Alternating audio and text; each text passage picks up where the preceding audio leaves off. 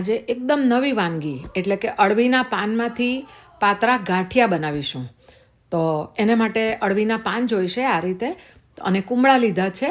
હવે એની જે દંડી થોડી ઘણી જાડી હોય ને, તો આ રીતે રિમૂવ કરી દેવાની. અને આ પાનને મેં સારી રીતે ધોઈને કોરા કરી લીધા છે. અને હવે એને બારીક કટ કરી લેવાના છે, ચાકુ વડે અથવા તો કાતર વડે. તો આ રીતે મેં બધા પાનને કટ કરી લીધા છે. હવે એક મસાલો રેડી કરીશું. તો એને માટે મરી, ધાણા, વરિયાળી એને નોનસ્ટિક પાનમાં મૂક્યું છે અને શેકી લેવાનું, અને ત્યારબાદ ઠંડુ થવા દેવાનું. હવે ગેસ પર એક તપેલીમાં અડધી કટોરી જેટલું પાણી અને જરૂર પ્રમાણે ગોળ મૂક્યો છે, અને ગોળને ફક્ત પીગાળવાનો છે.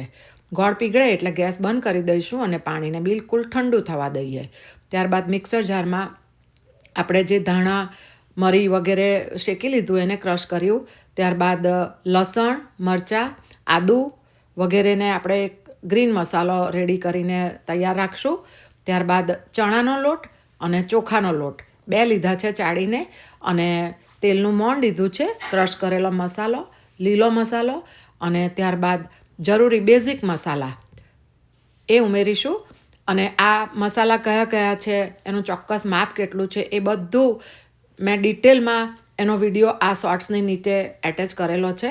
ગોળનું પાણી મેં ઉમેરી દીધું છે, અને પાતરા હોય ને એટલે ખટાશ હોય જ, એટલે મેં આ લીંબુનો રસ ને એની અંદર સાધારણ ઈનો નાખ્યો છે, 1/2 ટીસ્પૂન જેટલો, અને એ ઉમેર્યો છે.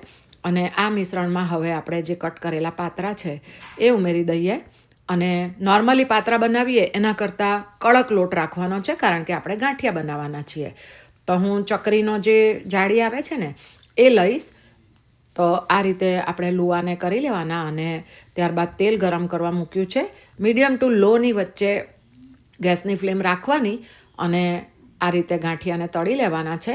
થોડો ગોલ્ડન કલર આવે એ રીતના. હાઈ ફ્લેમ પર નહીં તળતા, નહીંતર લાલ થઈ જશે અને અંદરથી પોચા રહેશે.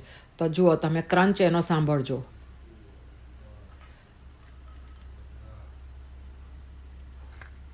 વાવ!